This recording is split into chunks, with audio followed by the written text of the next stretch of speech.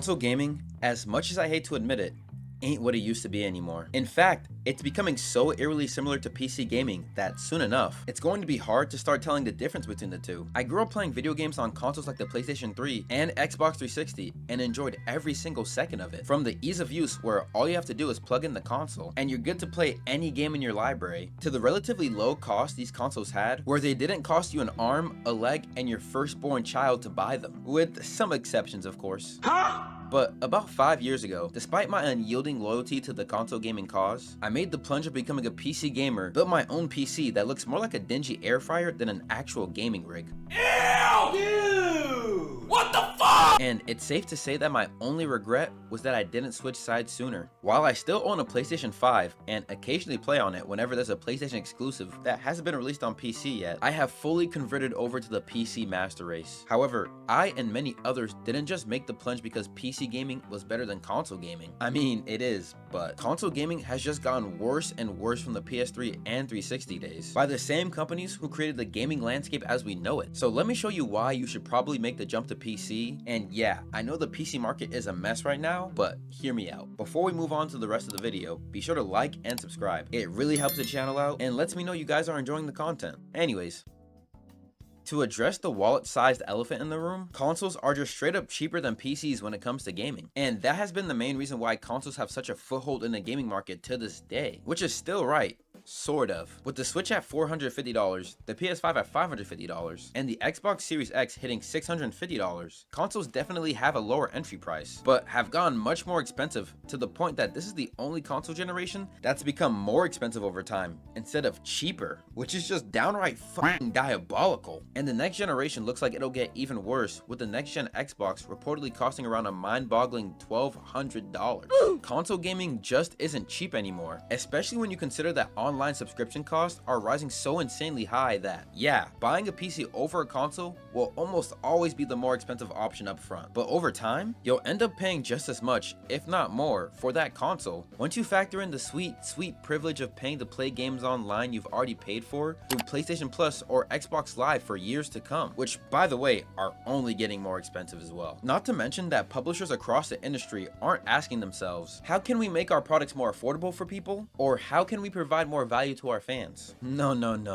my friend. They're asking themselves, how can we siphon as much money from our loyal fan base's wallets without sparking a PR disaster? Turns out the answer is pretty simple. Just raise prices and ignore the PR disaster. With Nintendo setting a new AAA standard by pricing Mario Kart World at $80 and GTA 6 being rumored to be a scary looking $100, gaming isn't going to get any cheaper. And the same exact things I mentioned applies to PC as well. But when you add up years of subscription fees and the rising cost of consoles as well as games, it makes getting a PC look like a very sexy option in the long run. And look, I have to be honest, building a PC or buying a pre-built PC has never looked more fucking terrible than it has in the past couple of months. With RAM prices shooting up over an eye-watering 100% within the last year due to the AI craze, making every tech company and scalper go into a manic frenzy, buying up every stick of RAM they can get their hands on, that it makes buying or building a mid-range PC nowadays look like putting in a down payment for a brand new car. But consoles and generally all electronics aren't safe from their ramifications either, since their prices will climb up just like everything else once the RAM supply shrinks up. Man, RAM prices are just super brutal, and I don't see that changing anytime soon. And consoles are still king when it comes down to couch gaming, plug-and-play simplicity, and overall upfront affordability. But if you're curious about what the alternative looks like, consoles are turning into PCs anyways. Xbox's next-gen device is literally a glorified Windows PC. The Steam Machine was recently announced as a PC console hybrid, and I would not be surprised if the PS6 allowed you to have Steam as another platform that you could buy games from. At a certain point,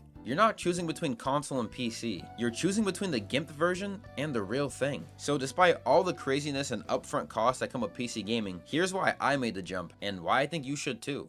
The main reason why I and many others switched to PC was, honestly, freedom.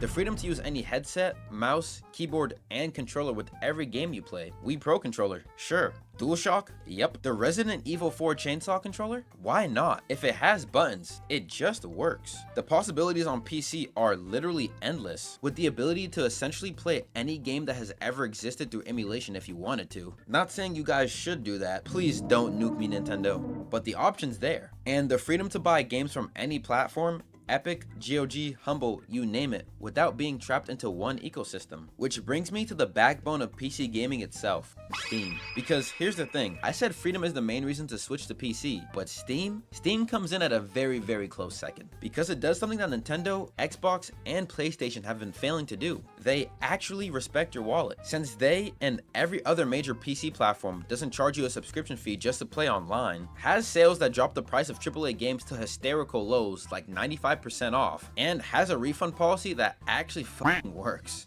Outside of the purely monetary benefits, Steam is literally the best place to play games on PC because of all the quality of life features they built over the years that make them frankly inevitable.